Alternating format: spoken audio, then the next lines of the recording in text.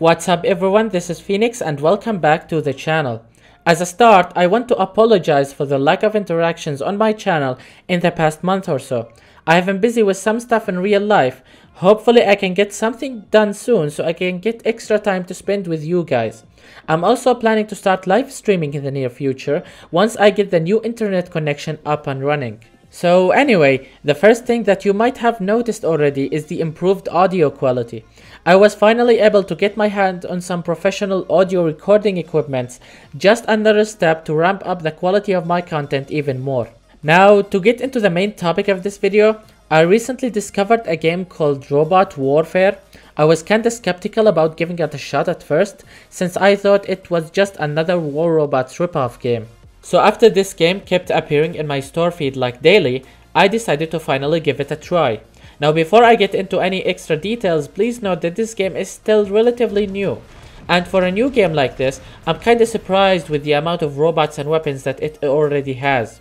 It shows that this game did spend some decent amount of time in early stages of development. In general, it turned out to be way better than I originally anticipated.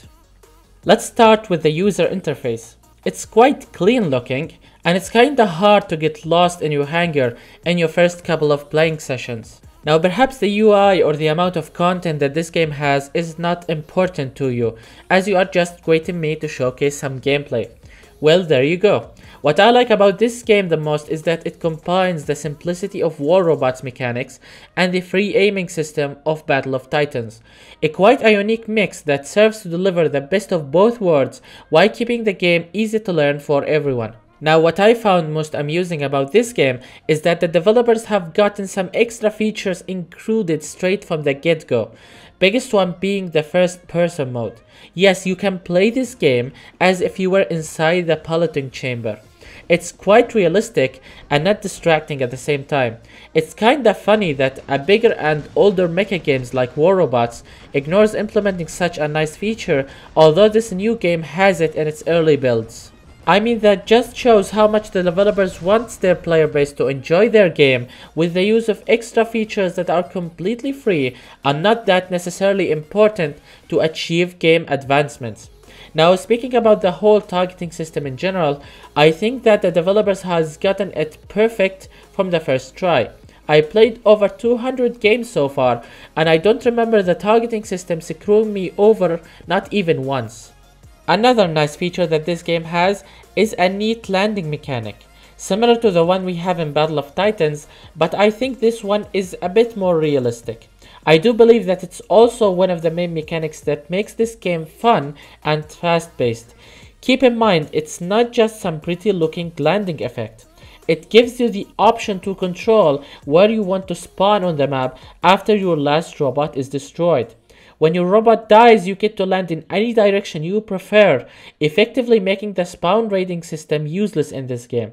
In addition, it makes comebacks easier for losing teams if they decide to regroup and plan their next attack from a new location. You can land approximately half the distance of the map from the top of your spawn location. Now when you land and hit the ground, you deal damage to all enemies in a small area around the impact location. This serves as a great punishment for those with bad map awareness, and although I do think that landing damage is quite high, it's still possible to shoot some robots while they are landing, which does counter that game mechanic. I also wouldn't recommend overextending with your landing location if your enemies has a heavy sniper robot, especially those with heat-seeking rockets. The last thing I want to talk about regarding gameplay features are drones. Drones can be purchased and assigned to each one of your robots individually. They will also cost more based on how advanced the robot assigned to it is.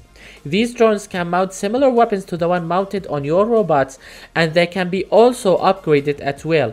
In combat, your drone is going to follow you everywhere and shoot whatever target you are shooting, effectively becoming your trustworthy ally in case you get some bad teammates. In addition, drones also serves as a way to keep low-level robots more relevant to the meta. They do so by being equally powerful when equipped on most robots. For example, buying a drone on a specific early game robot which can mount up to 2 light weapons will cost you much less than buying the same drone which can mount the same amount of weapons on a heavier one. Basically, you can save gold by buying drone on a weaker bot and keep yourself more relevant to the meta without having to waste a lot of resources upgrading bigger things. Okay, now let's talk about the game economy, because as we all know, a good economy is the ultimate key to long-term success of any game out there. As far as I understood, this game follows an economical system very similar to the one found in the old war robots. You have silver and gold, and really that's pretty much it. No complex or any inconvenient currencies like components or research points. Now silver is used to upgrade everything and gold is used to buy the majority of weapons in the game, alongside some premium robots. Now regarding premium content, I did find that none of them is more dominant compared to non-premium content, which is great. Almost all weapons and robots from the same size are on equal footing here. Now here is where things gets interesting. You do not have to buy any of the game main robots. What I mean by this is that the game uses a level progression system.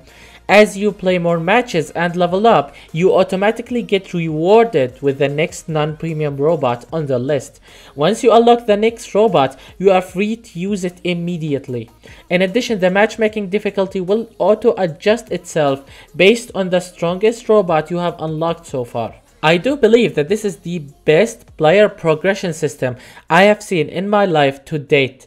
It serves to combat 3 of the main issues found in all other popular mecha games like war robots.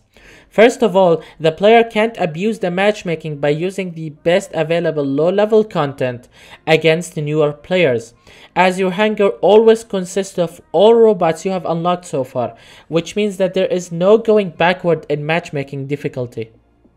The second reason why the system is good, it basically helps the player base to stick around longer, mainly because they are getting rewarded for doing nothing but enjoying themselves.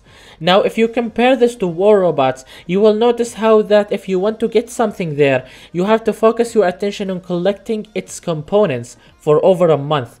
Meanwhile, you just play more matches here and you're good to go. Last but not least, this system encourages people to try different setups and learn the game faster by not using the same thing over and over again. It's thanks to the fact that you already have all robots sitting in your hangar doing nothing.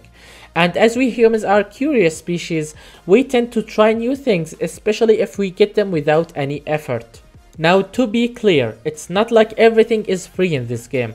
It sounds nice, but let's be realistic, something has to take some efforts to accomplish, otherwise gaming companies won't make any money from their customers.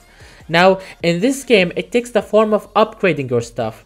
Everything can be upgraded to level 15. There is no Mach 2 or anything afterward. Once you hit level 15, it's all over for that item. So far, I found the upgrade prices and times quite reasonable. Maxing a specific setup from the ground up shouldn't take more than a month at maximum. Well, maybe 2 months depending on the size of the robot that you are upgrading. Remember, if you compare this to war robots, usually in war robots it takes around a year on average to finish upgrading one item.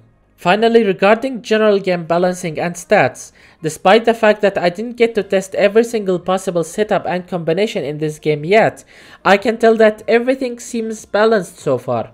I wasn't able to spot a single specific setup or robot being abused since the first day I started playing this game. It's a good sign, but I will need to play longer before I can say what needs to be adjusted and what needs to be left alone. So this should be it for this video. Hopefully I will have more like it coming in the near future, as I want this video format to be my channel standard from here on out. Also, I'm getting kinda addicted to this game and recently found myself playing it even more than I do with Battle of Titans. It's because there is something that makes this one game great, as it doesn't have to be complex to deliver entertainment to the user. Hopefully you guys can give this game a shot and tell me your opinion in the comment section. So thank you all for watching, and I will see you in the next video.